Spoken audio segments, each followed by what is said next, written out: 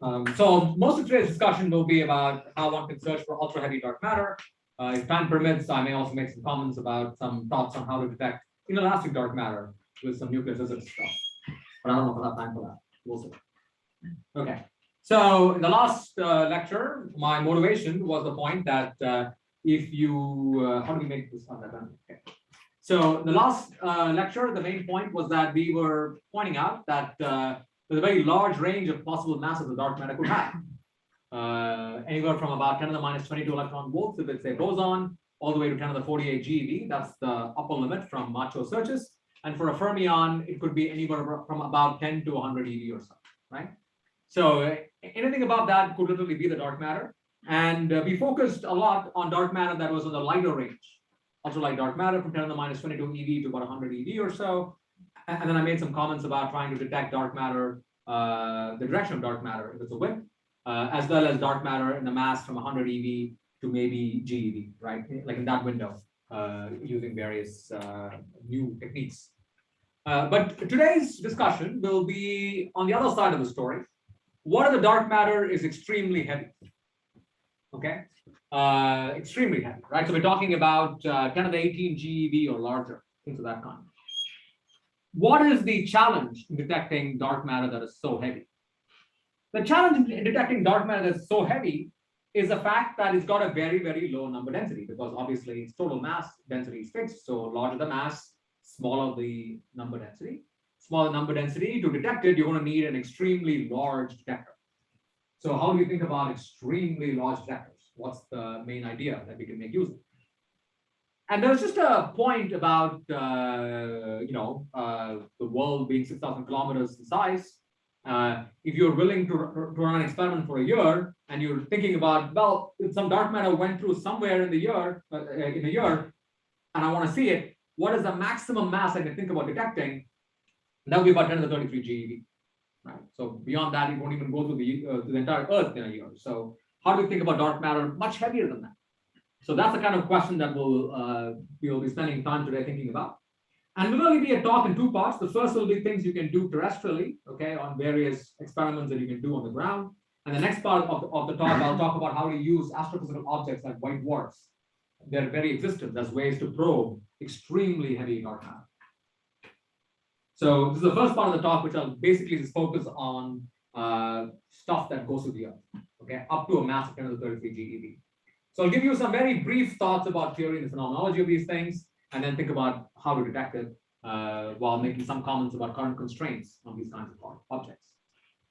So, the theory of ultra-heavy dark matter.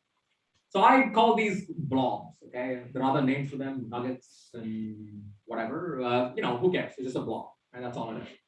And the main point about these things is the fact that we have extremely weak constraints right now on self-interactions in the dark sector, right? We have very good constraints on the dark matter interacting with us, but not very much on exactly what the dark matter is supposed to do to itself. So all of our detection methods so far are fundamentally based on the idea that there is a very large flux of dark matter going through us right now, right? That's why you can, so your idea was that the dark matter was a particle that had a very, very large flux, okay? You can then imagine maybe it has a very weak cross-section with us. So what I'm going to do is build an extremely sensitive detector in which this very large flux regularly goes through, and very rarely I'm going to see a scattering event, right? So every detector that we've built so far is based upon that idea. At the root of that idea is the assumption that the dark matter has weak self-interactions with itself. So it doesn't clump, it doesn't do anything dramatic to itself. But we have very weak constraints on that. So what if I change that ever so slightly? What if I allow myself to have strong self-interactions in the dark sector? How does that dramatically change this picture? So you may ask a number of interesting questions at that point. The dark matter has strong self-interactions with itself. Is it possible for it to clump up and produce very, very massive objects like that?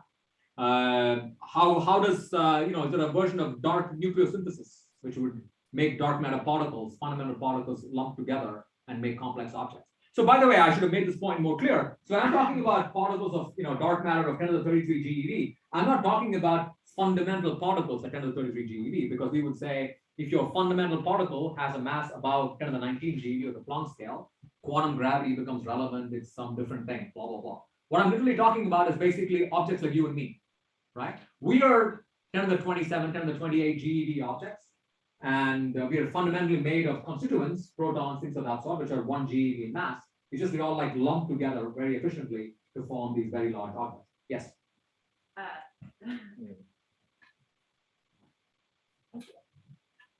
Don't rotation curves put constraints on how clumpy or how blobby dark matter can be? Not really. So, there is some constraint on the bullet cluster, which is the fact that basically, these dark matter lumps went through each other. And so you can sort of talk about, some sort of a constraint from that. I'll make those comments a little bit later, but they're not really that constrained. Okay, thank you. Sure. Okay. So there are theoretical questions here. Okay, it's like how can you construct efficient nucleosynthesis? Can you produce it primordially? How do these things evolve in galaxies? Much like what you were just asking, right? These are certainly good questions. And I take the following point of view, which is that the standard model, right, if you think about it, does not actually want to form you and me. The standard model has this very weird fact that the proton is lighter than the neutron. So in fact, there's a case that the standard model does not want to create large nuclei, right? And then if you look at Big Bang nucleosynthesis, there's a very weird fact that deuterium is incredibly weakly bound. There isn't a boron-8 state, right? So if you look at nucleosynthesis, we predominantly only produce hydrogen and helium and nothing heavier than that because of all these various nuclear physics blockages that actually exist. Now, despite the fact the standard model does not want to form you and me, we exist today, right? And that's because the moment it is the case that you actually have all these interacting theories, the ability for human beings to predict exactly what happens gets extremely complicated. So even the standard model does not want to form us, we actually exist. So if I had a more normal dark sector, by which I mean, let's say I made up a dark sector in which the dark neutron happened to be lighter than the dark proton. That's the trivial model I just made up. So if it was that kind of sector, it is not that unreasonable that there could have been an extremely efficient dark nucleosynthesis process in the early universe, where I very quickly take all my dark matter partons, eat them up, and make gigantic blobs. Right? It's not hard to conceive of those things. One can work on these things and people have worked on them. And I'm going to just assume that given that no physicist that I've come across can explain to me, given the standard model, Lagrangian, right? Can you derive the existence of the giraffe? No, right? Lots of complicated stuff actually happens, right? So why should the dark matter not have those things? No reason, right? So let's not worry about the theory, all right? Let's say, suppose this is the case, it's not unreasonable that the dark matter has strong self-interactions. What are the observational effects we can go after? Okay. So the key question is, what can you leverage? Right? Of course, it could be that the dark matter lumps up in such a complicated way and then has no interactions with us, so we can never see it. Certainly possible, but we're going to be hopeful and say, what can I use? What can I extract? What can I leverage to actually get a larger signal and see if I can go and look for it? So the key point we're going to make use of is that when I think about this dark blob, right, it might be that each individual dark matter parton, each individual dark matter nucleus or whatever, has a very small interaction with us. But what's going to happen is that I'm going to take a gigantic number of them and pack them together in one object. And when that object goes through, because there are so many particles now lumped together, perhaps collectively, they may give rise to a larger effect than any individual does. Right? So that's what we can leverage. So what we're going to look for is basically a rare, the rareness I can't do much about because the number density is just small, but potentially spectacular transit because there's so many particles going through us immediately at one shot. So let's just come up with some sort of a toy model for what this theory looks like so that we can kind of get some idea of the phenomenology, right? So I'm going to think about it as a kind of a nuclear physics model of composite dark matter. There are also other models you could construct, but this is giving you an idea of what kind of phenomenology might be possible. So I'm going to say the dark matter has some self-interactions, and these self-interactions occur at some scale lambda. Okay, think of it like a nuclear physics scale. There's some dark nuclear physics going on, and the nuclear physics scale is lambda. And I'm also going to assume that the parton mass, okay, the nucleus mass in that sector is also lambda. Right? They're roughly the same. You can construct different models by taking hierarchies between them, and that would be a different kind of thing you could construct. And just to get a flavor, let's consider two possibilities. Perhaps these partons are fermionic or these partons are bosonic. Okay, and let's see what we get. If they're fermionic, due to Fermi degeneracy, if I pack in a large number of particles together, the object will increase in size, right? Because of Fermi degeneracy. And roughly you would say, if I have a blob of mass m and the scale is lambda, the number of particles is m over lambda. And then the size of this guy would basically scale as m over lambda to the 1/3 or n to the 1/3 times 1 over lambda, right? Single buffer. Yes. Why are we assuming that spin statistics are going to work the same way in the dark sector? Because spin statistics is extremely hard to violate. I'm assuming the rules of quantum field theory still hold. Yeah. Yeah. So, I mean, it's an interesting topic to see what it would take to violate spin statistics, but that would be a very, very exotic dark matter. Yes. The second thing is bosonic dark matter. Okay. What would that look like? So, I mean, I wouldn't claim that all bosonic dark matter models would exactly give you R is order 1 over lambda, right? That's actually not true. All we can say is basically that a bosonic blob can be way more compact than a fermionic blob. Okay, because bosons can be packed on top of each other, and because they're packed on top of each other, it's not unreasonable that there isn't a direct relationship between the actual physical size of the blob and the actual mass that it packs. So I'm going to take this as a limit. Okay, you can in fact construct a variety of models of what are called Q balls, things of that sort, which will interpolate all the way from this limit to this limit. But it's just giving you like limits and to some extent as sort of possible objects you could consider. And then I'm going to turn on some interaction between the dark matter, okay, and standard model. It's what I want to do. So I'm going to say there's a mediator phi, which couples to the dark matter chi in this case, with this kind of a Yukawa interaction and a triscalar interaction for the case of the boson. I just made that up. I need a mediator between me and standard model. What kinds of standard model interactions can we consider? And we can consider the usual stuff. I want to turn on a mediator mass, mu squared, phi squared. That's the mass of the mediator. We'll consider various possibilities, mu being very big and being very small. And then I could have a standard Yukawa interaction between the standard model, between the mediator and the standard model nucleus. I could also think about derivative interactions between the particle phi and standard model nuclei and electrons. I could also think about dilaton style interactions between the mediator and some standard model gauge boson, right? So these are the lowest order operators I can write down. I'm just doing an effective theory analysis. These are the simplest operators I can write down. All right. So what kinds of observational effects can we consider, right? So there are really two classes, depending upon the range of this mediator, whatever mass I actually think the mediator in fact has. And what sets that is basically the de Broglie wavelength of the standard model probe. So what do I mean the standard model probe? I'm going to probe this dark matter blob, right? So you want to think about it a little bit differently than what you're used to. The blob is a massive thing, and I'm trying to scatter individual nuclei with it. Okay, so that's the limit that you're in. And each individual nucleus that you're thinking about has a de Broglie wavelength, right? The mass of the nucleus times the relative velocity between me and the dark matter.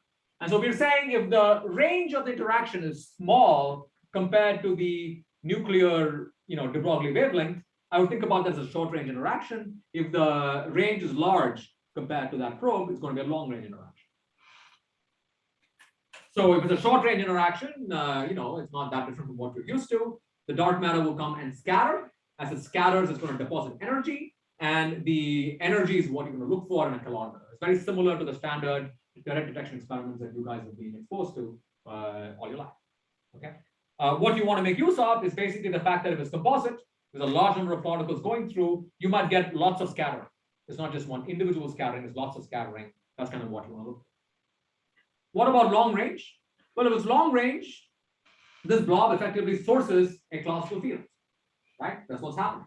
I have some long range mediator. I have a blob. The blob is going to create a long range field. And in the last, talk, we basically talked about how one can use, a variety of detectors to look for the ultralight dark matter things, right? So there are a variety of ultralight dark matter experiments I discussed. They were basically making use of various technologies to detect ultralight dark matter, and ultralight dark matter just a classical field, right? Those are all the effects we look for. And now we are saying, look, those same classical fields may be sourced by these lumps of dark matter. So in the case of ultralight dark matter, we said the classical field itself was the dark matter, right? Those oscillating fields that we talked about. Here we are saying there's actually a lump. This lump is creating a long-range field. And I can now use my detector of ultraviolet dark matter to detect that long range wave. So it's a little bit different, but not that different. What can we leverage? How can we distinguish this kind of interaction from regular standard model backgrounds, right? That's the main point always. How do you differentiate this from backgrounds? So here's what you really want to leverage. Notice that the velocity of dark matter, which is 220 kilometers per second, is a very interesting velocity. It is significantly higher than the speed of sound in materials. Speed of sound is a kilometer per second, and it's also significantly higher than any kind of noise that human beings can create. While it is significantly smaller than the relativistic speed of the speed of light. So anytime you've got an experiment that's got really good timing, okay, you should be, and you're making use of the fact that this kind of dark matter, because it's so many particles going through, it's going to typically give rise to multiple events in some detector. If you have really good timing, you can distinguish the effects of this kind of dark matter from any human or material event, which would happen at the speed of sound at the maximum, versus something relativistic, which would happen at the speed of light. Okay, so we can only make use of this unique fact about dark matter being between these two speeds. So let's briefly discuss the kind of constraints. Yes. Don't the calculations that lead us to get that value for the velocity of the dark matter assume that the dark matter is homogenously distributed rather than sort of this swampy thing? No, it just requires that the dark matter responds dominantly due to gravity. Okay, thanks. That's it, yeah. Because the Earth and the Sun, we also move at 220 kilometers per second with respect to the center of the galaxy. Right? So it's just what's called the virial velocity of dark matter. That's it. Now you could ask a different question, which is basically the dark matter is tremendously dissipative. That is, like, there's a force within the dark sector itself that is dramatically altering its properties. Then things could be different. But I think that would actually mess up the overall phenomenology much more. Because we kind of know that overall dark matter does just talk to itself, even gravitational. There is long range dynamics, it's just gravitation. So what are the kind of constraints that we actually have in this kind of scenario? And how can we think about what's actually happening? But let's get the phenomenology somewhat more clear before we talk about the constraints on this now. Okay. So how does the scattering work? Okay. So let's think about the short range case. And the short range case is the following thing, right? So all I have is just some big lump of particles. There's a huge number of particles created in one blob. And, I'm going to scatter that against a nucleus, right? So I have a huge number of dark matter particles in one lump, and a nucleus comes and hits it. So of course, what's actually happening is that at the partonic level, right, I have a single dark matter particle or a parton that scatters with the nucleus. That's how we're creating the collision. But the partons are not free particles; they're part of that lump, right? So what's really happening is the fact that this guy collides with that guy, and when they collide, some momentum gets exchanged, and that momentum needs to get transferred to the rest of the blob, right? Because I'm not talking about ionizing the blob or things like that. Right? So I'm hitting each individual particle, and I'm transferring momentum, and by transferring momentum, I'm moving the entire blob together. So I don't know if you guys are familiar with these kinds of calculations, but there's something called a form factor that arrives in this kind of scenario. Okay, and I'll give you the simple, intuitive way of understanding these form factors. So you can ask this question, right? I have this lump, and I want to basically ask, what is the largest momentum I can transfer in this collision without messing up that blob, right? So I know that this dark matter particle is interacting with this particular blob, okay? And I can ask, well, let me, in this collision, transfer a gigantic momentum to this parton. If I transfer a gigantic momentum to this parton, at some level, it will be difficult for this parton to actually transfer that full momentum to the blob, right? Like, can I transfer a momentum that is 10 to the 55 GeV? No, right? Something should go wrong. So what is the largest momentum one can transfer? You can do this calculation, in a very proper calculation, but the answer, okay, is ultimately set the uncertainty principle, which basically says the following thing. If this parton is not a free particle, this parton is bound to this blob by some forces. And when it is bound to this blob by some forces, it is going to have a Bohr radius, right? Just like how the electron has a Bohr radius in an atom, right? There's going to be some Bohr radius for this particle when it's bound to this object. that Bohr radius roughly sets the uncertainty in the momentum of that particle, right? Because you're not localized it better than that. So it turns out that you do the calculation in all its glory. This is what happens. That you want to find that if the momentum you're trying to transfer is much bigger than the uncertainty in the momentum of this particle, or in other words, the momentum you're trying to transfer is much larger than 1 over the inverse Bohr radius of this particle, you're going to get a form factor suppression. Okay, so that's what happens. I'm just asserting that for now, but you will see this pop up, when people talk about atomic dark matter, all kinds of things, right? Is that intuition clear, or does anyone want me to go over that? Okay. But that's intuition, right? That's what. Okay. So we're going to say the following thing, that if I'm trying to transfer a momentum that is much larger than 1 over the Bohr radius, I'm going to get a form factor suppression. And I've just made up a model where I'm taking all of these scales from the scale lambda itself, right? So anytime I'm trying to transfer momentum much bigger than the confining scale lambda here, I'm going to get some suppression. The kinematics of this process is quite simple, because unlike light dark matter, where the kinematics is set with a dark matter mass, because the dark matter mass is going to be much lighter than the mass of the nucleus. In this case, I'm thinking about dark matter blobs that are so big, 10 to the 30, 33 GeV, 10 to the 18 GeV, whatever. They're way bigger than the mass of any nucleus that we want to consider. So basically, the kinematics of this process will entirely be determined by the mass of the nucleus, because that's a reduced mass, right? So we have a pretty unique situation here, where we basically say the reduced mass of the system, which is what you determines your kinematics in any scattering, is going to be set with the dark matter mass, is going to set the nuclear mass. All right. So we have the fact that the largest momentum I can transfer in this collision is going to be set by the smaller of either the reduced momentum of the system, the reduced mass mn times v. Okay, that's the maximum you can ever get, or the scale lambda. Right. So remember, this scale lambda is a free quantity. I haven't told you what it is. So I can take a variety of values of lambda. So if lambda gets very, very small, I consider that a very, very soft collision. If that is the case, I can't transfer large momentum to that system because I have this uncertainty principle preventing me from transferring that momentum. Okay.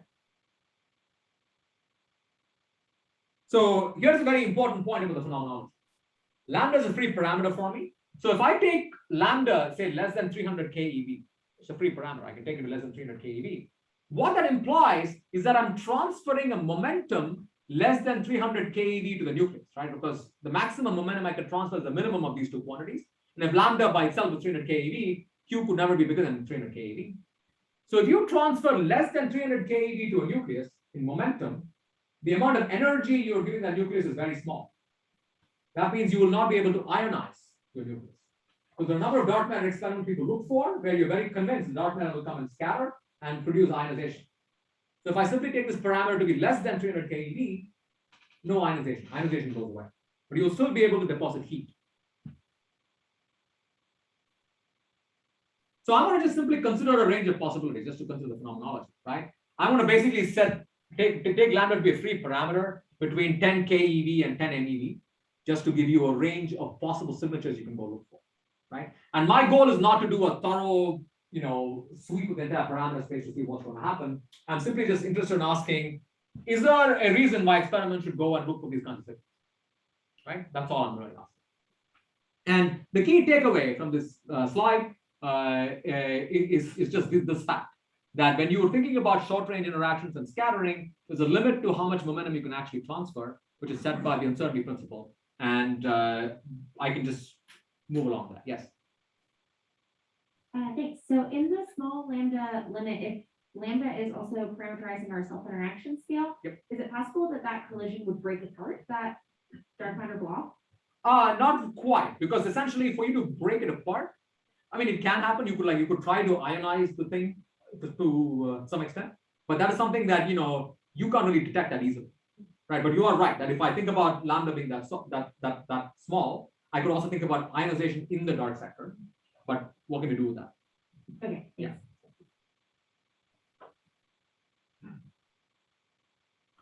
All right. So let's think about that's the overall phenomenology, right? It's true for fermions and bosons. So let's now think about how the phenomenology changes for bosonic blob versus fermionic blob. So for a bosonic blob, the main point I made is that it's possible for it to be extremely compact. It could be as compact as the confinement scale 1 over lambda itself. Okay, and I'm taking this huge, this sort of range of parameters, 10 keV to 10 MeV, and lambda is floating between them. And I'm going to realize that basically the largest momentum I can transfer, right, is always set by 1 over the size r, the size of the object, and that is now going to be lambda again. Okay. So the key point about this bosonic blob that is interesting is the fact that now all of these partons are sitting right on top of each other, right? So when I think about scattering, the scattering can get coherently enhanced. So every particle will have exactly the same kind of scattering. Okay, and that means very easily, no matter what the actual interaction scale, of course, if the interaction scale is 0, like, it won't happen. But very reasonably, it is the case that if there's a large number of particles, all of them scattering at pretty much the same way and is scattering coherently, right? You can have a huge geometric scattering cross-section in this process.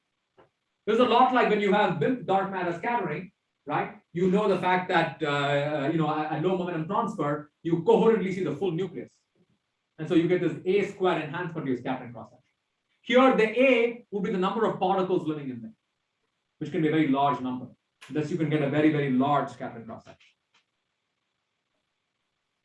So what you can now do is you can go ahead and calculate the rate of energy deposition, which is the dEdx.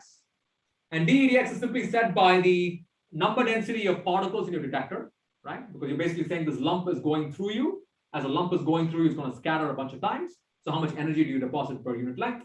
And that is simply the number density of particles in your detector material times the energy deposited per collision. So the momentum transfer is set by lambda. That's the maximum momentum I can transfer. The energy transfer is lambda squared over mn, right? That's just q squared over mn times the scattering cross section, 1 over lambda squared. So notice that in this particular case, something very interesting happens, that in a large part of parameter space, because it's quite easy for me to get geometric scattering cross section, the scattering cross section is just maximized to 1 over lambda squared. So the lambda squared cancel off. And I end up getting essentially a universal rate of energy deposition, which is order keV per centimeter. But very importantly, the form in which this energy is deposited depends upon lambda, right? So if lambda is greater than 300 keV, I'll be able to ionize nuclei. So essentially what I'll have this material, the dark matter is going through. As it's going through, it will be depositing energy of order keV per centimeter overall, but it will be ionizing along the process. But if lambda happens to be less than 300 keV, part of my parameter space, I won't get any ionization. I just get continuous heat deposition. It's a very different kind of signal than what you're used to looking for. What about a fermionic blob? For fermionic blob, the main point is that the size has to increase as the number of particles gets larger. Yes. I just have a quick question about that, the heat deposition. Yes. That's okay. So in a solid material, would that heat deposition just look like a hole in the material? Not a hole. It would just be, it depends upon lambda. So if lambda is pretty small, it won't look like a hole. It just looks like phonons. Okay, phonons. Yeah. I see. Yeah. Thank you. Yeah. But we will get to holes in a little bit later. So for a fermionic blob, we can think about the fact that the size is going to scale as n to the 1/3 over lambda, right? And it's much harder to get coherent scattering of a fermion, basically because the fact that as the number of particles in the blob keeps getting larger and larger, the fermionic blob will keep getting bigger and bigger. And if I want to have coherent scattering, I have to transfer extremely soft momentum so that I see the full blob, right? That's the only way I can see coherent enhancement for the full blob, because the blob's getting bigger and bigger. And so you can verify this yourself, that if you want to coherently transfer momentum to the full blob, the amount of energy you're depositing gets extremely small. So for a fermionic blob, the main thing you want to look at is basically the fact that as this blob goes through, there's a large number of particles in it, and therefore it will give rise to multiple scattering. Right? It's not just one particle, it's like kind of 30 particles going through you immediately, and some number of them will scatter. So there's multiple scattering. That's what you want to think about. So you can once again go ahead and calculate dEdx, which is the rate of energy deposition per unit volume. And that is now equal to, again, the number density of the material that you've got times the number of dark matter particles, which is m over lambda, right? When I have a blob of mass m and each parton is lambda in mass, the number of particles is m over lambda. Then there is some scattering cross section, which will be very familiar to you for essentially we're talking about a short range mediator scattering. So there's like a combination of coupling squareds, mediator mass to the fourth times some reduced mass in the numerator, very familiar kind of stuff. And then you've got this extra factor in here. Okay, this extra factor is a suppression, and that is coming from the fact that if you think about it, right, in normal to do scattering. If you have a dark matter particle of, let's say, mass something, capital M, okay, this M, and your nucleus is mass Mn, the phase space is entirely set by the fact that the nucleus wants to scatter, can scatter in any way possible. Okay, so the nucleus has no constraints on how it can scatter. But notice that in this particular case, what's happening is that I can only efficiently transfer momentum that is order lambda. If I'm trying to transfer momentum larger than lambda to the blob, I'm going to get this form factor suppression. This is what we talked about just in the previous one, right? So there's a limit to the largest amount of momentum I can actually transfer in this collision because of the form factor suppression. And that is what this phase space suppression actually is. So if lambda gets very small, you're going to find that I can't actually transfer, I don't have a large cross section because of the fact that I can only essentially do forward scattering where the momentum transfer is very small. So that suppresses the rate here. And then, and this, of course, is the amount of energy that you're transferring, it's lambda squared over. Okay. So once again, the form of the energy depends upon lambda. If you have lambda greater than 300 keV, you can ionize. If lambda is below 300 keV, this is going to be heat. What about long range forces? So I'm going to take in this case, just for simplicity, that the range of the force is very long compared to the size of the blob. So really, we're just going to say the blob will source some classical field, right? It has some classical field that just goes as 1 over r times the number of particles in the blob. Right? It's just like if I have a charge, you know, the electric potential is like Q over r, right? So exactly the same kind of thing. What does this do? So if I have this particular long-range force, and this long-range force is acting on nuclei, what's happening? It's basically saying that I've got a lump of object, and this lump is going through some material. As it goes through the material, it exerts forces on things around me. As it exerts forces on things around me, things will start moving, right? So it will basically transfer heat, that particular process. So that is called dynamical friction. And here's how you calculate it. It's a very simple argument. It says the following thing, right? If you look at this particular formula, notice there is when you have a lump and the lump is going through some material, the lump will exert a force on the material, on some nucleus. So force divided by the mass of the nucleus is the acceleration on the guy. And if you have a lump that is at a distance r from me and it's moving at a velocity v, right? The amount of time it will take, right, is r over v to transit that distance. So all this particular thing is basically the acceleration a times a time t. So this is simply telling me that in a time t, right, the change in the velocity that I'm exerting on this nucleus is the acceleration times the time. So basically we're saying this lump is going through the material. There's a nucleus sitting here. The nucleus is at a distance r from me. The force on the nucleus is F, okay, F of r. The acceleration is therefore F over mn, that's the acceleration, right?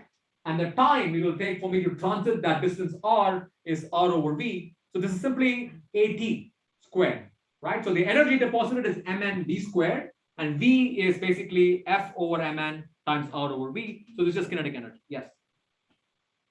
I might have missed this, but why are we assuming the field goes like 1 over r? Oh, because of the fact that I am assuming that you're within the range of the force. If you're outside the range, you don't see anything. Couldn't it go like 1 over r to some power though? It could, but I assume that I'm giving it a Yukawa interaction. So for a Yukawa interaction, it will be e to the minus mu r over r. Right, sure. Okay, thank you. You are correct that if I gave it a dipole or higher order interaction, it will be more suppressed. Okay. So I'll ignore this comment. This is really only relevant in the case of bounds from early universe cosmology. So one of the things that I secretly assumed in making this calculation is that I assumed that the speed of transit of the blob is large compared to the speed of sound in the material. Okay.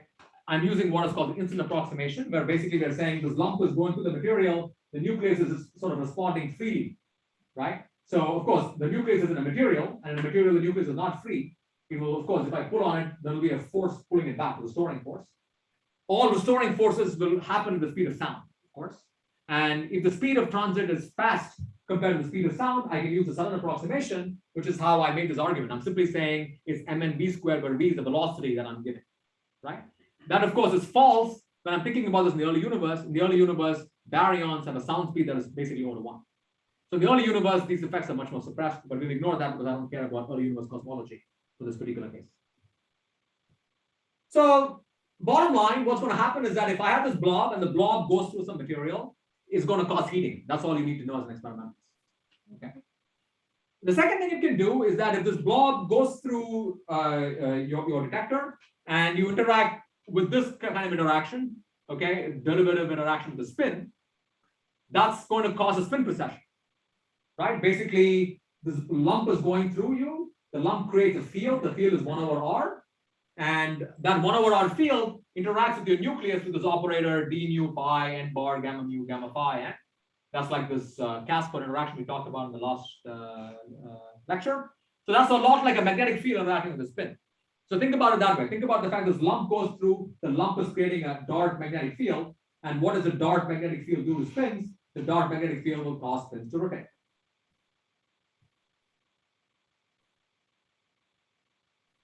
The other thing you can do is basically you can couple to electromagnetism, okay, through these kinds of interactions, phi, ff.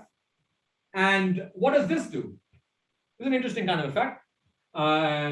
Basically, this lump is going through, this lump sources the value of the field phi. And I stuck that in front of the kinetic term of electromagnetism. If you remember your quantum field theory, notice that the kinetic term of electromagnetism sets the value of the fine structure constant. So what's happening is that as this lump goes through, it creates a clausical field. This clausical field goes out there and basically locally for a small amount of time changes the effective value of the fine structure constant. What happens when you change the value of the fine structure constant? What happens is that if you think about your, well, I mean, the length or size of any object, right? The length of an object fundamentally depends upon the fine structure constant, right? Because the atomic bonds, the length of the bond depends upon the fine structure constant. So the fine structure constant changed by some amount, the length of the bond will also change. So what's happening now is that as this lump goes through, the value of the fine structure constant changes, which means the length of an object will change. So I can think about this as a string. Okay. The reason why I'm using these words is precisely because we know that we have these ideas on how to detect ultralight dark matter with, say, experiments that look for spin precession and experiments that look for acceleration, which are like gravitational wave detectors, which essentially measure strain. Right? So you kind of map in your head that as this lump is going through, it's depositing heat. That's very normal. It's what you've always been used to. But you can also do these additional things, such as cause spins to precess, as well as cause strain on objects. So let's think about constraints. All right. So there are a variety of bounds you can place. It's basically that there are these bullet cluster limits. So that's really all we know about self-interaction of dark matter, is that we know the dark matter went through the bullet cluster without hitting itself. Okay. So there's a limit on that. That limit is basically like something like a centimeter square per gram. Okay. Or rather, it basically says that if your dark matter parton has a mass of a GeV, the self-interaction cross-section is somewhat smaller than the strong interaction. So it's not a very significant bound at all. So for short-range interactions, and if it's a boson, there really isn't any actual bound. Because basically, if you think about it, bosonic blobs can be extremely compact. And I can pack a huge number of them in a single boson, which means that the relevant quantity, which is the cross-section over the mass, can be extremely small. Right? Because the cross-section is simply set by the bosonic size, which is the scale lambda, and I can put a huge number of particles in there. So for bosonic blobs, we have literally no real constraints from bullet cluster. But fermions you can, depending upon the parameter space you take, you can certainly have constraints because fermionic blobs get fairly fat. Okay. But notice that all of these bounds in the bullet cluster really only exist for dark matter that's the full dark matter. So if you had a constituent of dark matter, let's say 10% of dark matter, which was in these very fat blobs, there really aren't any limits in the bullet cluster. And this is not that unusual. If you look at the standard model, right, you and I are big lumps. We are less than 1% of how the standard model chooses to distribute its particles, right? So 99% of the matter, the baryonic matter, is existing as individual particles, right, as protons in the galaxy. Only a very small fraction of them clump and form very complicated objects like you and me. So if I have a complex dark sector, it is not that unreasonable that a 90% of the dark matter exists as individual partons, but a small, say 10% of it lumps together and makes complex objects. So I'm interested in the full phenomenology, so I'm not going to take this bound all that seriously, because I want to say, yeah, maybe I lose a factor of 10 in my overall number density, so on. Right? The blob is still interesting. It's just the fact that we know so little about it. Yes. Thanks. Could you repeat just qualitatively where the bullet cluster bounds come from that we do have? It's coming from the fact that as a bullet cluster, so what is a bullet cluster observation, right? It's basically saying that, look, the bullet cluster, these things went through each other, and I saw the dark matter here and the dark matter here. So imagine the dark matter scattered with itself. It wouldn't have gone through, right? So that basically says that the fact that the dark matter went through is a statement that if I take the mean free path of dark matter, which is to scatter with itself, the mean free path better be longer than how long it took for the thing to go through. And so if you convert that into a bound, you'll find, so what can you bound? You can basically only bound cross-section over the mass of the dark matter because of the fact that you need to know the number density of the dark matter, right? So basically, if I only had one dark matter particle, it's extremely hard for it to hit itself even if there's a large cross-section. So that's where the bound comes from, sigma over m.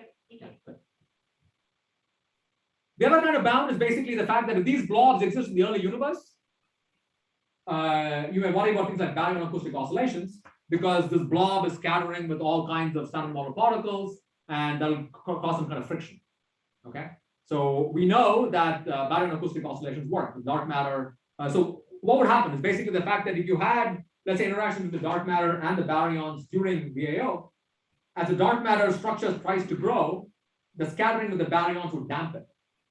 Right, like we have very good evidence in the CME that the dark matter structures grew very nicely due to gravity. You don't see any extra interactions there. And that is A bound. Turns out this is not a significant constraint at all, right? You can put in the numbers. I'm not giving you the answer because it's kind of a theory thing, but you can work the numbers. It's not a significant constraint.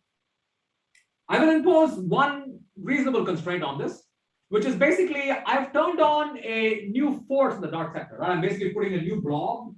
This blob, I'm saying, is a large number of particles. And as there's a large number of particles, I'm also turning on this new interaction between itself. And of course, we know in the standard model, for example, if I take a large number of particles and I turn on a gigantic Coulomb interaction, at some point the thing becomes unstable because the self-interaction energy becomes so big that the object will rip itself apart. So there's a bound from that.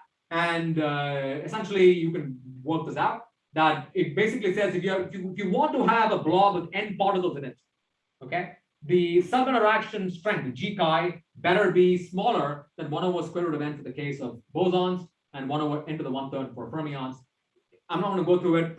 This is simply, this assumes the fact that the self-interaction strength is also the same scale lambda. That's all, right? So that's basically how it works.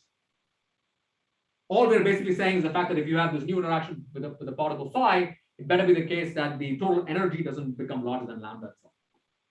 It's a stability thing. So let's talk about constraints.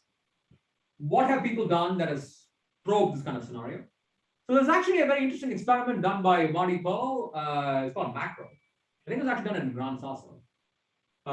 So what he did was he got himself an 80 by 10 meter by 10 meter cube amount of scintillator, okay, some gigantic amount of scintillator, and put it in Gran Sasso. And he was actually looking for magnetic monopoles, okay? And but he accidentally also happens to set limits on dark matter this way. And the idea is the following: that basically he had this very section detector where he's got like number of scintillator modules, okay? And he's basically looking for a magnetic monopole going through this material. As it goes through the material, it will deposit energy in all of these scintillators. Okay, so as it transits each of these scintillator layers, is giving out light, and he's basically saying, do I see something going through at the speed of 220 kilometers per second? Because that's what something virial is supposed to do, as opposed to radioactive background or something else which will move at a different speed. Okay, so what he managed to do was really get a large volume, right? 80 meters, like a football field, basically. It's huge. And but his experiment required two things. His experiment required that whatever went through create scintillation light. Okay, that's how you were able to see something is going on. And that set a threshold of 6, and also he required 6 MeV per centimeter of energy deposition. Okay, for him to call that an interesting event. Otherwise, it was just background for it. So Marty Pearl's experiment basically says something goes through, it deposits 6 MeV per centimeter, and it better be the case that whatever is doing that causes scintillation as well, it causes ionization. Otherwise, you would not be able to see it. Okay, so that's a laboratory constraint. It's also the case that when I'm turning on this particle phi that interacts with the standard model, that particular coupling, phi times the standard model coupling, is constrained by all the usual things. It's constrained by searches on new forces because I've turned on a new Yukawa interaction between the standard model and a new particle phi. We search for those. There are also astrophysical bounds on these guys, right? All the usual stuff. They all exist. So let's just talk about the signals, right? What would you look for? I realize a bunch of this was fairly dry just in terms of telling you what the phenomenology looks like, but okay, you're going to start somewhere. But here's what you go look for in the case of an experiment, right? Here's what you look for, right? So you basically say, what if this scale lambda, which I don't know what it is bigger than 300 keV? What can this thing do? What this thing will do is basically for short range interactions, this blob is going to go through your detector. As it goes through your detector, it will scatter multiple times. So you're going to look for multiple scatterings in your detector happening at a time set by the 220 kilometers per second. So you want really good timing resolution. And you say, this event happened, this event happened, this event happened. And it is a case that the time between the events is consistent with the transit speed of 220 kilometers per second. Okay, so you want good timing, you can do that. What constrains this parameter space is that whatever dEdx you're looking for better be smaller than 6 MeV per centimeter. So when I show you what you can look for, I will impose that constraint because otherwise you're ruled out by macro. Another idea that's actually possible is that actually one way to get an enormous volume in these kind of experiments is that you can basically imagine the following kind of setup. Okay, the dark matter can say transit through ice. As it transits through ice, it can heat up the ice locally. As it heats up the ice locally, the ice will melt. I mean, not really melt. It'll do some, expansion or something. It'll cause a sound wave. Okay, so you can go to something like ice cube and stick these ice phones or hydrophones or whatever in the ice and hear sound. Okay, and you want to basically put a network of these guys, and you want to see if you're seeing sound waves that strike multiple detectors at a speed of 220 kilometers per second. So that's going to be distinct from shrimp and ice and other kinds of, whales, things that normally make sound in ice or water or whatever, right? Because the speed, once again, very importantly, is much faster than any sound speed that humans or animals can make. Okay, so that just requires some dEdx of a keV per angstrom, but you can construct models where that also happens. The other possibility is lambda is less than 300 keV. When lambda is less than 300 keV, I don't really create any kind of ionization at all, right? So the standard searches, for example, like what macro was doing, don't apply because there's no scintillation light anymore. So there isn't really a constraint on these kinds of things. But you can actually use low threshold calorimeters like CDMS, Edelweiss, Crest, these kinds of people, right? Where if you're actually interested solely in energy deposition and not so much in ionization, what you look for is a line of hot cells in CDMS. You'd be like, I saw some phonons here, some phonons here, some phonons here, a line of hot cells. Once again, you combine that with a really good timing. So you want to say this block of CDMS lit up, this one lit up, this one lit up, and the transit time is that of dark matter and not due to some kind of vibration or something. Right, so timing is the key. Yes.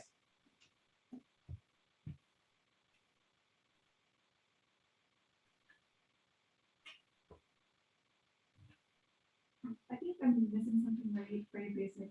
So in the first two, so in the macro and the acoustic, do we need multiple scatterings in the detector? You typically will have it because I'm talking about very large energy deposition. Okay, so it's like a cascade effect that gives you the signal. Yeah, it's like multiple things happening. Yeah, like I'm always choosing parts of parameter space. So it turns out that for detectability, right, I need enough of an energy threshold because these are like large volume detectors. So I'm already forcing myself to deposit enough energy per collision that I'm getting multiple things like this. Okay, but it's not multiple collisions in the detector, right? It's just one collision. No, like essentially you're hitting one guy, right? So I should have said this earlier. So notice that there's a limit, right? But basically when I'm colliding, the maximum amount of energy I can give in any one collision is limited by the mass of the nucleus. So I can never give more than a few keV per collision because the nuclear mass just fixes what that can ever be. So when I say a keV per angstrom, I'm basically saying I'm hitting every nucleus as I'm going through. So there will be multiple events. Okay, thanks. What about long range mediators? Okay, so here we can think about different sets of ranges but I have this very rare transit of very heavy dark matter. So some lump that is going through the, Earth. Think about it as a dark asteroid, something like this. What it's doing is that it's going to create this classical field around it, right? Just sourcing this 1/r field around it. And as it goes through the Earth, this classical field, if it has a long enough range, it can excite multiple detectors around the planet, right? So for example, as this thing is going through, let's say the range of this field happens to be 6,000 kilometers. And let's say you have two experiments that are looking for spin precession, say 2 Caspers or something like that. What's going to happen is that as this guy goes through, right, there is this dark magnetic field, something like this, that'll excite a spin precession experiment here and a spin precession experiment there. Okay. Now, nominally, every experiment, if it just looked at itself, it will basically say, that's just some noise. I'm going to throw it out. But now, if you do a time correlation, a cross correlation, you'll be like, my God, I saw something, a strange anomalous spin precession in one experiment. At the same time, I also saw an anomalous spin precession experiment in a different experiment 1,000 kilometers away. And that keeps happening all the time. When that is the case, by doing cross correlations, you can convince yourself that what's actually happening is a cosmic event, a dark matter event. And it's also the case that this guy, let's say the range is 6,000 kilometers, when it transits through the Earth, the time it takes will be 6,000 kilometers divided by 220 kilometers per second.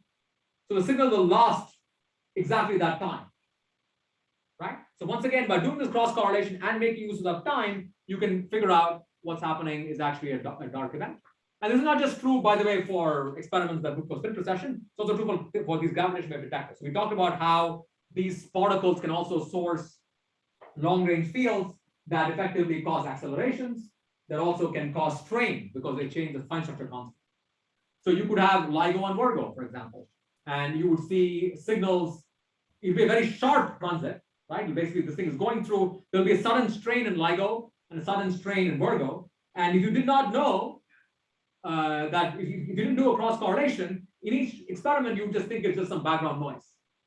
But when you do a cross correlation, you can then figure out what's actually happening is something due to dark matter, right? So in my opinion, there's a good reason to actually look for these kinds of correlations between detectors at this interesting time. So normally in LIGO and Virgo, you're convinced what you're looking for is a gravitational wave. So you're looking for something that happens at a speed equal to the speed of light.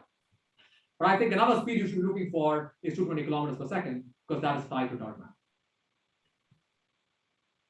So, I mean, there's a bunch of parameter space you can look for. Like that's just for you to go get money for the experiment. All you want to say is that, yeah, look, there's some stuff you can cover. That's basically it. So there's a bunch of things you can do. Let me move on to something that's a more recent interest of mine, which is paleo detection, right? So for long-range interactions, if you looked at the slides that I showed so quickly, you would realize that I could actually probe dark matter all the way to 10 to the 33 GeV, but we're basically saying one lump goes through the Earth once a year, right? And I can still see it because there's a long-range force at 6,000 kilometers. So good, there's some part of parameter space I can probe. But for that, I had to assume that there was a 6,000 kilometer range force, right? That wasn't given to me. I just made that up. What about short-range interactions? The dark matter could very reasonably be short-range interactions. So if that's the case, I cannot possibly have. Is that a question? No. Okay. I cannot possibly have a the kind of thing that I talked about, where I can't excite multiple detectors simultaneously because the range of the interaction is so short. So we cannot build planetary scale detectors for short-range interactions, obviously, right? Nobody will give you the money to do that. What can you do? What one can do is leverage time. The Earth is very old. So notice the following piece of mathematics. If I have a 1 meter squared area, and I'm able to observe events in that 1 meter squared area for 1 billion years, that's effectively the space-time volume of 10 to the 9 meters squared year, which is effectively the same thing as building a 100 kilometer square area operating for a year. Right? That's a simple mathematics. So effectively, if you're able to use time in some way, one should be able to probe very, very large dark matter masses, very, very rare events, because they would have very rarely gone through the Earth in the lifetime of the Earth. So that is the idea of paleo detection. And the key point here is the following. I want to mess up rocks, right? That's my idea, fundamentally. To mess up rocks, chemistry and geology, they operate at the EV scale. as far as dark matter is concerned, the EV scale is irrelevant, right? The EV scale is all about chemistry. The dark matter can deposit whatever energy it wants. It depends upon the physics of the dark matter. So there can certainly be dark matter that is so soft it won't do anything. Fine. But it's not that difficult for me to construct models of dark matter, or at least go search for dark matter models where the energy deposition is much above the EV scale. And once I'm easily able to deposit energy above the EV scale, I can very easily mess up chemistry and geology. All right. So that's the basic idea, right? That so I'm not the first person to propose this, by the way. So the idea basically is that I take some rock, there's something goes through the rock. As it goes through the rock, it deposits more than a few EV as it goes through. And once it does that, it's going to create all kinds of defects in the rock, which you can go look for, right? So the main point here is the fact that dark matter can very easily create distinct tracks, right? All kinds of things can cause cracks in your rock. So you need something that's very distinct from the dark matter, something that you can't see otherwise. You also require clean and old geological samples, samples that you know have been around for a long time and don't have a whole lot of geology going on in there. And the fundamental ability for you to look at these tracks is limited by how easy it is for you to scan some rock and find out that there's something crappy going on in it. Obviously, the larger the volume of rock you can sample, the more easily you can find these things. But this, by the way, was demonstrated by Buffett Price back in the 80s, my former colleague at Berkeley. So what he did, okay, as a beautiful experiment, is that he found some mica, okay? Don't ask me what mica is, okay? I'm a theoretical physicist, I have no idea what mica is. Some material. And what he did was he took this mica and he wanted to find tracks in the mica. So the main thing is that your tracks are going to be very small, right? So how do you see the small tracks? So what you basically do is that you take a sheet of mica and then you pour some acid on it. And when you pour some acid on it, like little bits of it, I guess, the acid will slowly go through the holes in the mica and make them larger and larger. And once they become large enough, you can use an optical microscope, which is literally scan with his eye and find out where the holes are. So that's what he did. He took mica, put some acid on it, wait for a couple of days, the holes get big, and they took an optical microscope and then went around and tried to find tracks. Okay. So that's demonstrated. He actually back in the day used this to put limits on WIMPs and stuff like that in nuclear proton decay back in the day. Okay, and he was primarily interested in probing magnetic monopoles. That's what their big thing was. But the key limitation of Buffett Price's idea was that he had to since he was using an optical microscope to look at this. Yes.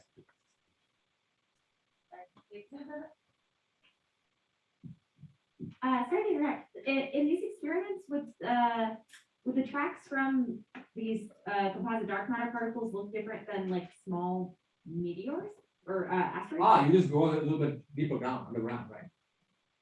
So meteors don't really penetrate. Okay. Underground. Okay. Right, they Because get blocked. they're coming in with less energy, I guess, than the dark. No, I mean rocks just hit rocks, right? So they're not going to go like if I go, I don't know, 100 meters inside. Right. Meteors don't get that deep. Okay. Right. So the real background that Buffett Price actually has is things like radioactivity. So you look at like stray radioactivity because everything contains a little bit of uranium. And so what is important for that experiment is the fact that if you look at radioactivity, right, like you produce an alpha. The alpha will probably go a micron and stop. So what's important in all of these cases is that the dark matter or the magnetic monopole, it just goes right through. So it's going to create a very, very long track. And that's what you're going to make use of to distinguish it from things like radioactivity.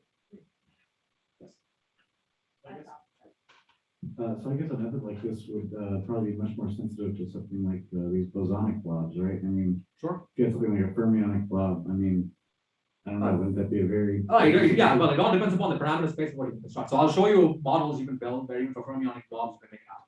Okay. Right, it's just that it's a very open parameter space, right? So but you are correct that in general bosonic blobs, should do that. So the key limitation for Buffett's idea was the fact that he had to, with optical microscopy, you have to make the holes bigger to see it with his eyes, right? And so you have to put the acid.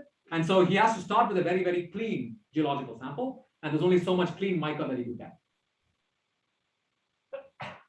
So we're going to use newer classes of techniques to actually look at the stuff. So the idea basically is the following. That what we want to look for is basically these kinds of dark matter blobs as opposed to magnetic monopoles. A magnetic monopole is a very specific thing. You already put your mind on what it is. So the dark matter, pretty open part of parameter space. What I'm going to assume is the dark matter goes through, as it goes through, it deposits enough energy as it transits to melt micron-sized cylinders of the rock, essentially. So the dark matter just plows through, very heavy. As it goes through, I'm going to find parameter space where it basically melts the rock. Okay, and that's something that doesn't really happen in geology that easily. And instead of acid etching, okay, which is a very difficult process we talked about, makes holes bigger, we're going to use more modern techniques, which are essentially electron microscopy, where you, it's like X-ray microscopy, right? I can use X-rays to find cracks in your bones, fractures. Similarly, one can use more modern readouts like X-rays or electron microscopy, which will find cracks in this material. And the key point is that I'm not pouring acid, so I'm not going to amplify any defect that already exists in the material, right? I'm just getting in and just shooting something through and seeing what's in there. So that basically allows me to use a wider class of geological formations than what Buffett Price is able to use. So in particular, we talked to these geologists. So these quartz veins in the Jack Hills of Australia, it's supposed to be one of the oldest parts of the world, and the billion years old or whatever. And it's pretty easy to get tens of meters squared of material. So that's the plan. We're going to try to get some of that material and scan and see if we find holes. So once again, there's a bunch of parameter space that you can go probe. Basically, I'm asking, what does it take for me to actually create a micron size hole in these rocks? Yes, sir.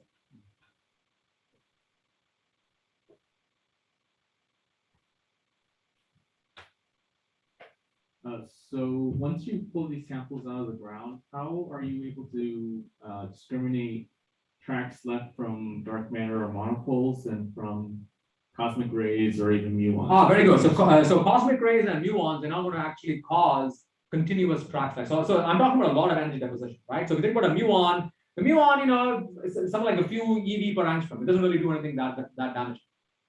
It won't create these long, continuous micron-sized holes. Thank you. Yes. I can talk loud or wait. Okay, I'll talk loud. Yeah. So I guess I'm wondering, these events are so rare. Let's say you scan this massive Yeah, rocks, yeah. you see one track. Yep. Can you make a scientific conclusion based on one track? Yeah, because it'll just plow right through, right? But couldn't that be something else? Like, how can we really say that? You can, because essentially you'd be like, in a sense, you found such a thing, right? You could in principle, like, because you're doing X-ray readout, something like that, you can really track it for quite a distance. Okay. And not only that, you will find, so the ideal thing would be the following. Now you basically get a very nice set of rock, which is what this quartz is. You just get like a tiny micron hole drilled right through with nothing going on around it. The geologists don't know of any such phenomenon that would give you a nice cylindrical micron hole with nothing around it. And it's like melted too, right? So it's like essentially very localized melting. Nothing in the standard model can give you that. Cool. Makes sense. Yes. I don't understand.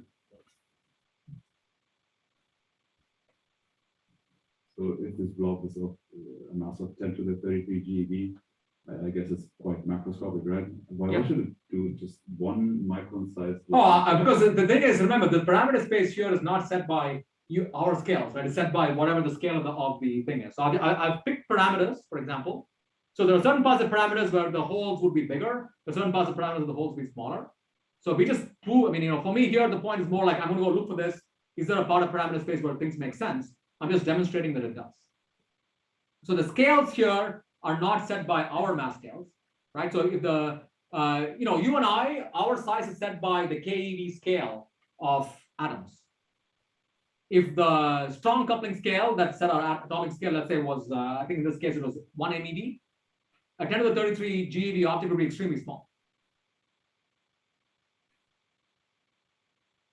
Okay. Because remember, the density goes as, lambda cubed, right? Yeah. Let me move on to the last part of my talk, which is I'm thinking about even heavier dark matter, extremely heavy dark matter, kind of the 19 grams, things of that kind. And I'm going to think about how I can use that to blow up stars, okay, and use that to think about dark matter. I'll tell you the story here. So here's a basic idea, okay? I have a whiteboard. And I would like a single dark matter event, okay? And just the example of what we talk about is essentially a transit of a primordial black hole. That's what I'm going to talk about. But this can also be extended to many, many models. So here's the idea, okay? Think about a primordial black hole. right? So I have a white dwarf. There's a primordial black hole. The primordial black hole goes through the white dwarf. It doesn't stop or anything, right? It's a big, heavy thing. It's just going to plow through it. As it plows through, it's going to heat up a cylinder in that white dwarf, leads to localized energy deposition. And I'm going to claim that it's possible that these things actually trigger that white dwarf to explode as a type 1a supernova. And so the idea would basically be that given that we have seen sub-Chandrasekhar mass white dwarfs, we've seen them all the time, there are some limits on this kind of stuff. And that's the idea. And you know, I'll talk about how my thoughts have evolved in that process also. But initially, I used to think this was just a question of setting limits. But I think there are some interesting games to play now. So first of all, just as a detector, if I want to think about this kind of detector as a dark matter detector, what is it, right?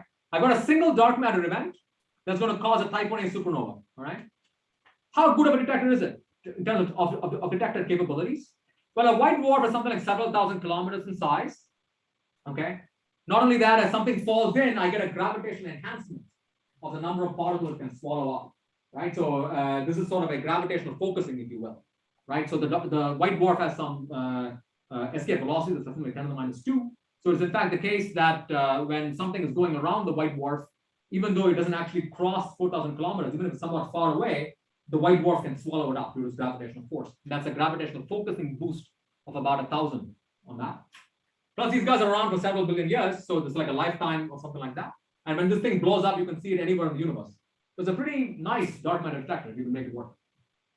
So this is a large space-time volume detector, and it's ideal for ultra-heavy dark matter of the kind I'm interested in, such as primordial black holes, cue balls, things of that kind.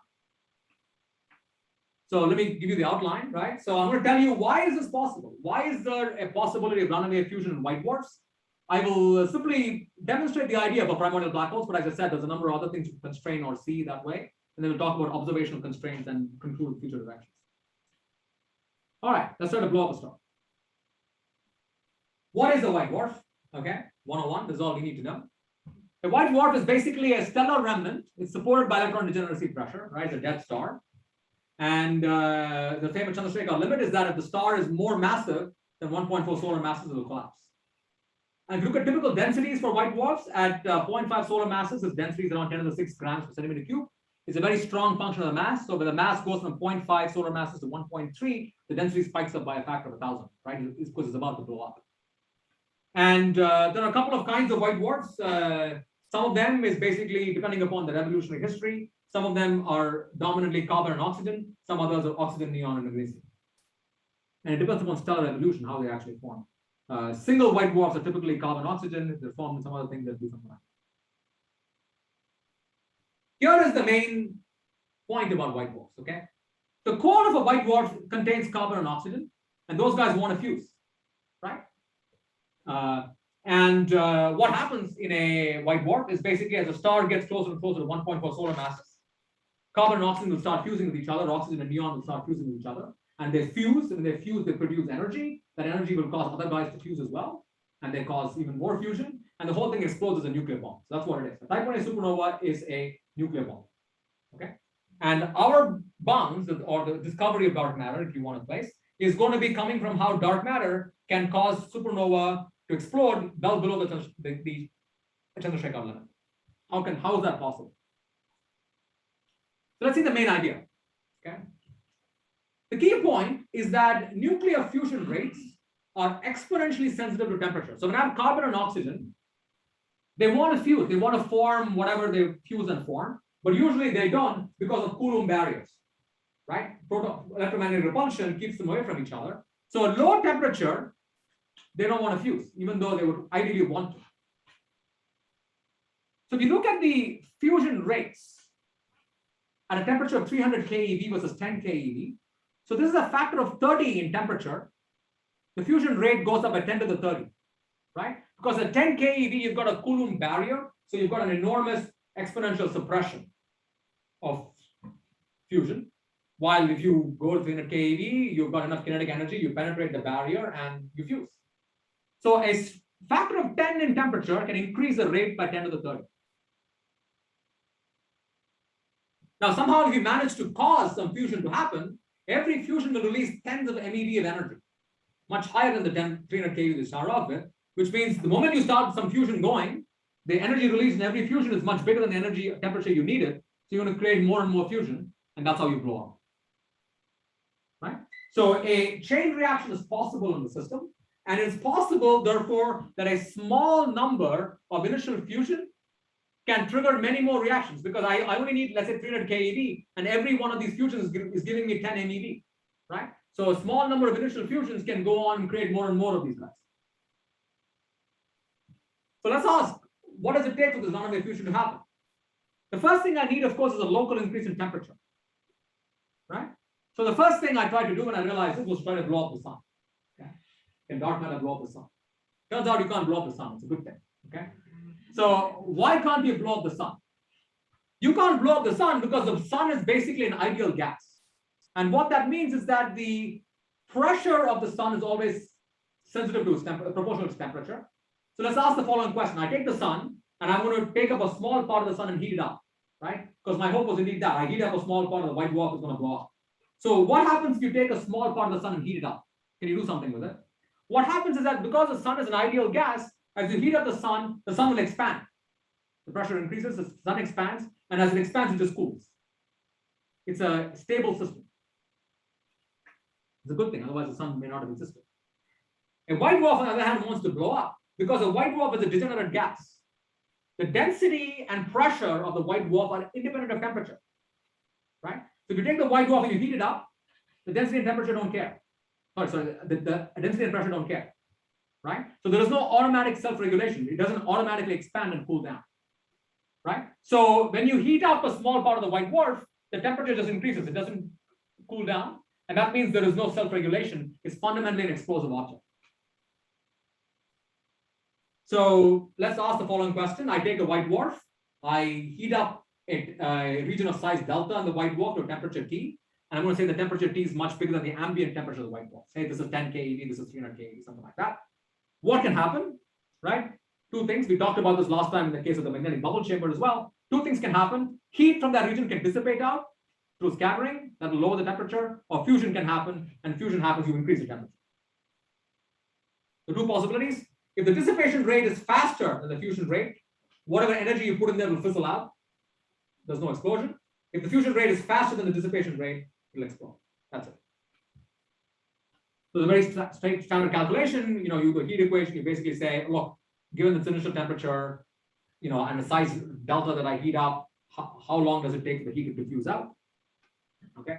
This is this random walk that we talked about, right? The heat, so if you take a white dwarf and you heat up a region size delta, basically the larger the value of delta, the more time it takes for the heat to diffuse out because of the random walk. It goes as delta squared. And it depends upon things like conductivity, specific heat, and all of that. Okay. So what you fundamentally realize is that if you take this white dwarf and you heat up a sufficiently large amount of it to the temperature that you want, the diffusion rate will be automatically slow because you have to go a longer distance to get out, while the fusion rate is independent of delta. Right? The fusion rate just depends upon removing some Coulomb barrier, right? So as long as you heat up enough of a white dwarf to this temperature, the white dwarf will explode. There's no option. Right? And basically, once you start fusion going somewhere, you can't put it out, right? Every fusion releases 10 MeV. You heat up even more, it just explodes. That's what happens.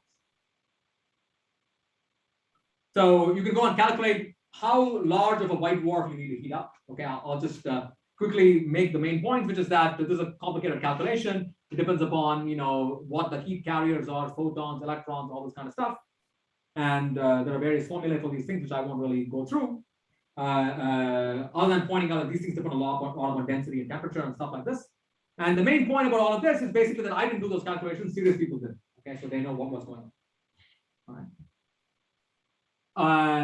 And this, rate of fusion also is exponentially sensitive to temperature.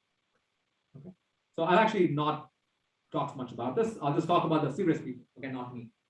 All right. So these things have been calculated by people who care about why white dwarfs explode, right? People who want to understand type 1a supernova.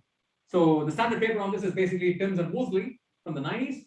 And they did this very simple calculation. They basically said, what is the minimum size delta that I need to heat up in a white dwarf to, say, a temperature of an MeV for me to cause an explosion, right? they did this calculation for various densities of white dwarf. So I just used an answer basically. All right. And what they found is that if you take a white dwarf that has a density even on 10 to the 8 grams per centimeter cube, all you have to do is to heat up a region of size 10 to the minus 4 centimeters. Think about how small that is to a temperature of 1 MeV. So if you heat up a region of size 10 to the minus 4 centimeter cube or cylinder or whatever to 1 MeV, you will cause the white dwarf to explode. Okay, very easy. And if you convert that to particle physics units, that's an energy of around 10 to the 18 GeV. That's it. So somehow you're able to deposit 10 to the 18 GeV within 10 to the minus 4 centimeters, you will cause the thing to explode. Okay. This thing is sort of density dependent, it turns out. So, you know, at lower density, it scales somewhat differently, but rather rapidly with the thing. But these are details, right? We don't have to worry about this. So what we did was we actually looked at the actual equations of states of white dwarfs and stuff like that to extract, you know, various densities. Yes. So thinking about these bounds, are there error bars on the Chandrasekhar limit, or is that set by That's set of default? fundamental physics. Okay. You just need to know the mass of the electron, the gravitational constant. That's it. Okay, thanks. Okay.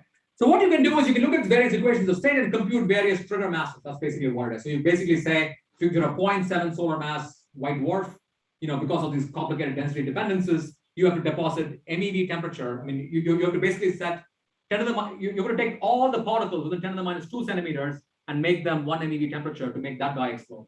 While a 1.3 solar mass guy, all you need to do is take 10 to the minus 5 centimeters and make all the particles in their MeV temperature, the thing will explode. Right? So you can kind of see how sensitive it is because of course it makes sense. The closer it gets to 1.4 solar masses, the thing just wants to blow, right? So you get very, very rapid dependence on these guys in terms of the mass of the white dwarf. That's the main takeaway point of this slide. So let's just quickly talk about primordial black holes. Right? So you probably have some lectures on primordial. Oh, question, yes.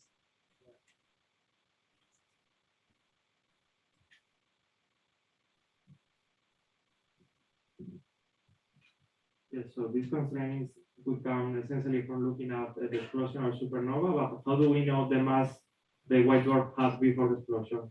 Ah, very good. So you actually look at the brightness of the white dwarf, and you basically see, I mean, I'll actually comment later on, because I used to think that white dwarf and supernova were well understood. Turns out they're not. So basically, you look at the amount of nickel 65 or whatever is coming out of this, and you use that as a way to infer the intrinsic mass of the explosion itself.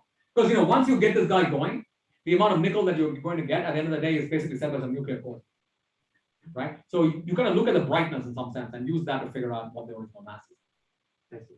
Thank you. And some set of constraints just come from the fact that, look, I've seen this white dwarf, it shouldn't exist if all this dark matter stuff was going on. Hi, so this all these white dwarfs are being like triggered by primordial black holes, but can other things trigger it? Like some random stuff just like heats up a portion of your white dwarf and then trigger it to explode. Well, I mean, are you asking random standard model stuff or other things? Other things can be like I mean can like just a normal black hole that happens to be passing by and then A normal black hole would be like, you know, 1 solar mass, right? That thing will just eat up the primordial, this white dwarf. So it's a weird thing. Standard model gives you 1 solar mass black holes, and if your white dwarf goes next to a 1 solar mass black hole, the black hole just eats it. right. Right? So this is an interesting scenario where the black hole is so small, 10 to the 19 grams is like incredibly small. So you'll just go through, it doesn't do much to the white dwarf other than blow it up. Oh, okay, so the ingredient is to have like this small black hole that's somehow stable and passes through a white dwarf and then you trigger it. Yeah. Okay. Yeah. Yes.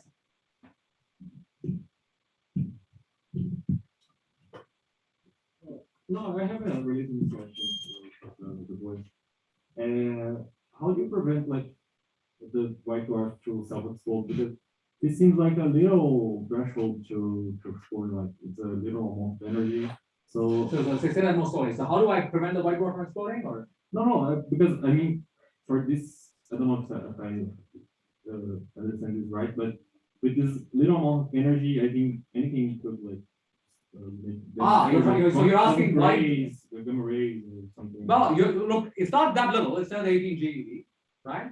And secondly, this has got to go. It has to penetrate a little bit in the core, Okay. right? Because what happens is the fact that The surface of the white dwarf is probably like regular crap, right? Some rock, whatever. Okay. So to really get this thing going, you have to go a little bit into the core. And the point is, standard model particles, even neutrinos, I thought about that. Even neutrinos don't actually make it all the way in there. Okay. The mean free path is short enough. And 10 to the 18 GeV is also above this so-called GZK cutoff. So you can never really get regular protons, things like that, up to that energy. Yeah. Yes.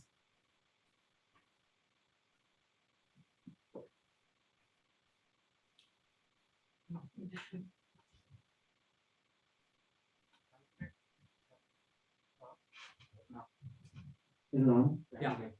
I was wondering about like, exploding neutron stars. Could it have the same thing happen, or can it penetrate the core? It's very hard to explode neutron stars because they're dead. Right? They're basically, there's no nuclear fusion going on in neutron stars. So even like the supernova, even if there's something, I mean, they could collapse the black holes. I guess they emit a lot of radiation. They do that. Yeah, that's due to gravitational collapse, right? That's a different story. Okay. Yeah. So I can't. Yeah, I'm not trying to cause that. Okay. But you can play the same game, right? I mean, What would cause gravitational collapse? look for some kind of dark matter Yep. being captured by a neutron star. Oh, there's a different game people play, which is basically the statement that dark matter gets captured. The capture will eventually cause its own black hole inside the neutron star, and then that black hole will grow up, eat up the star itself. That's possible, but that's different from what I'm talking about. Right? There's not actually this super heavy gas. Okay. So there's a rapid review of primordial black hole dark matter parameter space.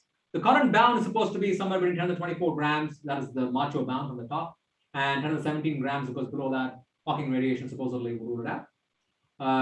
The Schwarzschild radii that correspond to this is something like 10 to the minus 4 centimeters to about 10 to the minus 11 centimeters. That's what those masses correspond to. And we're going to think about the fact that this guy is going to go right through this. So it's a tiny black hole, right? It's tiny mass compared to the solar mass. Solar mass is 10 to the 33 grams. Okay. So it's a tiny black hole, tiny gravitational perturbation. It doesn't do much. It just goes right through the star. The gravitational pull will only be significant very near the event horizon. Okay. That's the only place where it does anything. And it does localized heating. That's what it's going to do. And essentially the claim is that you will make this thing explode the supernova if the amount of localized heating is larger than the trigger that I calculated. Rather, Frank and Woosley calculated. Timms and Woosley calculated. So this is again the dynamical friction calculation that we saw in the previous part of the talk. So the black hole is going to enter this white dwarf, right? And it's going to enter it at escape velocity. It's about 10 to the minus 2. So this is what's happening. So this black hole is coming in, and here are these carbon guys. And let's say you're at a distance, the carbon, let's say it's at a distance r from the white dwarf, so from the black hole. Maybe I should have shown this picture before when I was trying to explain this. So what's happening is that this guy is coming in at a speed which is bigger than the sound speed in the material. You can calculate that. And that means instant approximation holds, which means the carbon is not responding to the other carbons just yet. It's going to move freely for a brief period.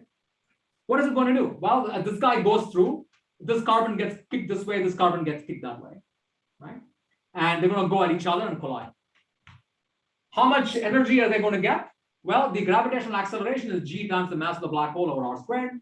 How much time are they going to spend in doing this? The time is the distance divided by the speed that is going through. So this is again the calculation a times t, right? Acceleration times time. That's the velocity the carbon gets. And I want to say the velocity better be greater than MeV, because that's what I want. So that basically says that the V of carbon should be 10 to the minus 2, because carbon is 10 GeV in mass. And so you can go and do the calculation, how, solve for R, basically, right? I'm going to basically be like, what is the value of R so that I get this right velocity? And you will find that the value of R, so essentially all the carbons that is within a region that is 10 to the 4 times the Schwarzschild radius will get kicked to a velocity of 10 to the minus 2.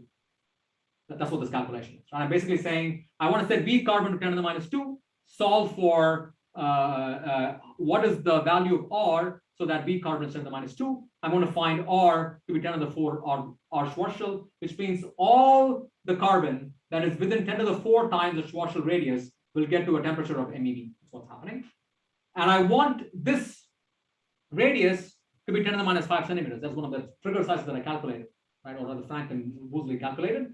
And that basically says that if you have a primordial black hole whose mass is larger than 10 to the 19 grams, as that guy goes through this white dwarf, it will heat up a region larger than 10 to the minus 5 centimeters to a temperature of MEV.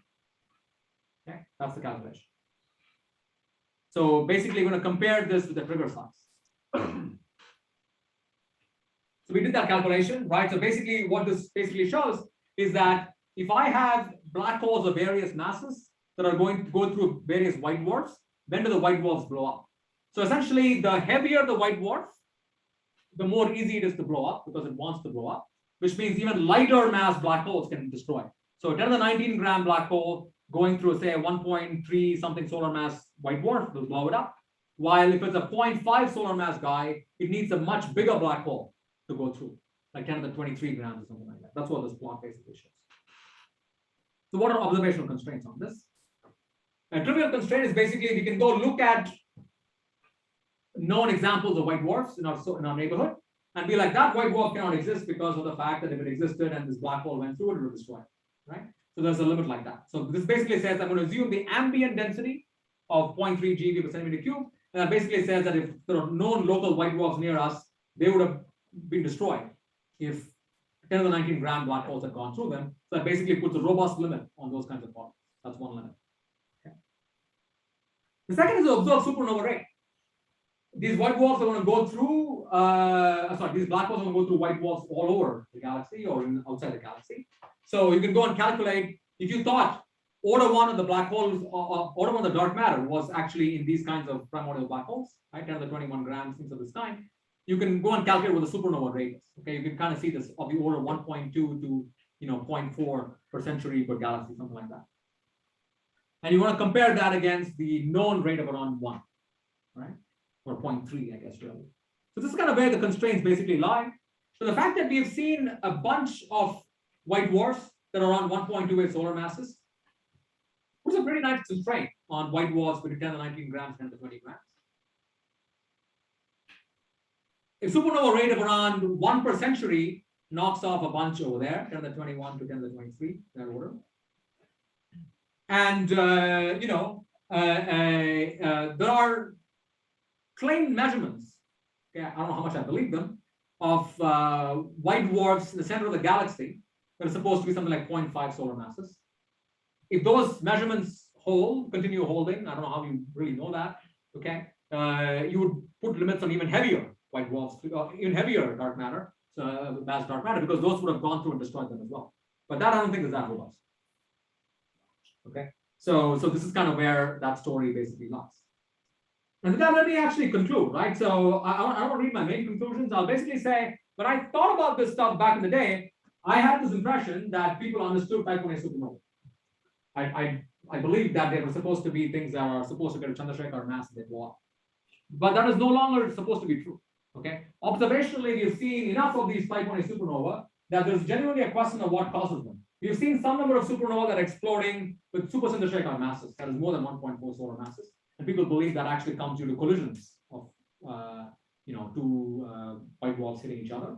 We also have evidence for sub-Chandrasekhar mass collisions, okay, less than 1.4 solar masses.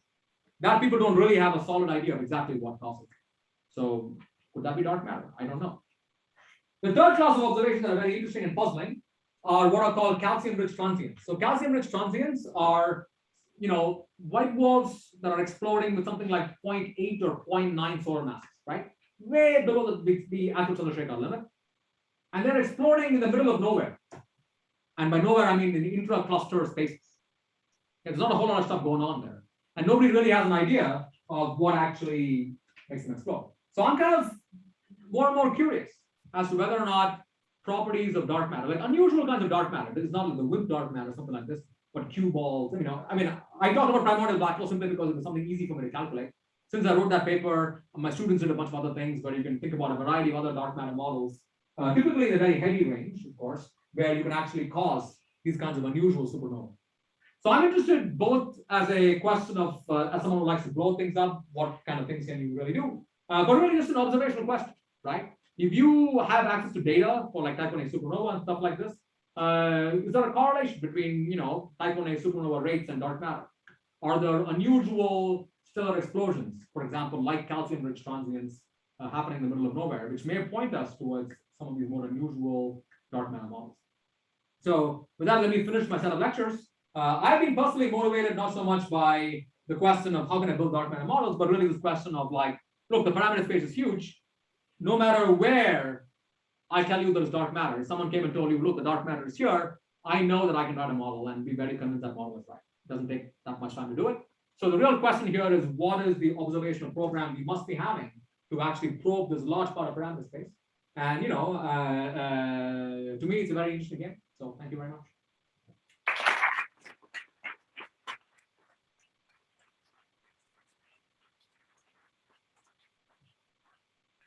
Thank you very much indeed, Surjeet. Any more questions or comments? Yes. Yeah. Okay.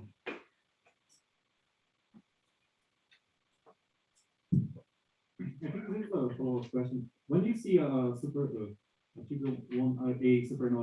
how do you know if like it's a normal Chandra-Sekhar binary process or it's like dark matter or stuff? Like who discriminate them? So there are two different questions there. So one is, so let's say you are already convinced that it is a substance like our mass. In a sense, you look at the luminosity, right? So you know it's not 1.4 solar masses, which is a large number of them are. The question is, how can you distinguish, right? It's a great question.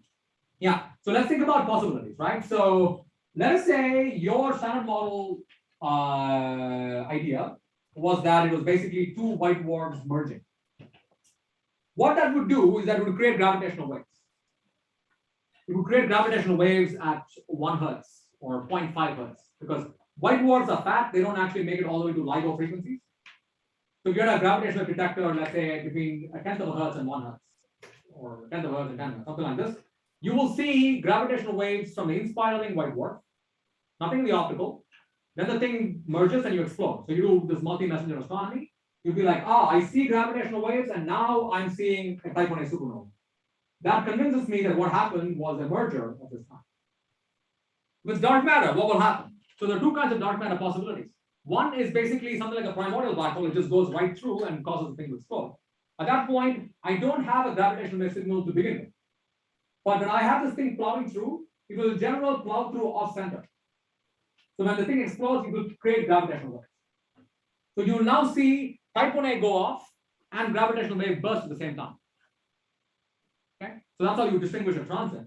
The third possibility I didn't talk about out here, but it's something some of the work my students did, and you can build these models where it's a little bit like these neutron star stories, where the dark matter gets accumulated in the star, blah blah blah happens, and the thing explodes. Right? So when that happens, you see no gravitational waves at all, right? Because the entire collapse is happening from the center. So you just see optically that, this thing went off, but it's a super weird event. It's basically a 0.9 solar mass thing exploding, but without a collision of any kind. So I think with multi-messenger astronomy, and should one successfully build a gravitational wave detector between 0.1 hertz to 10 hertz, which I hope they will, that is actually a very realistic way in which we might know in our own lifetimes whether this is what happens.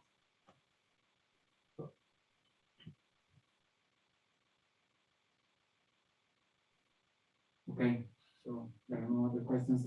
Thank you very much, Surjeet, indeed, for your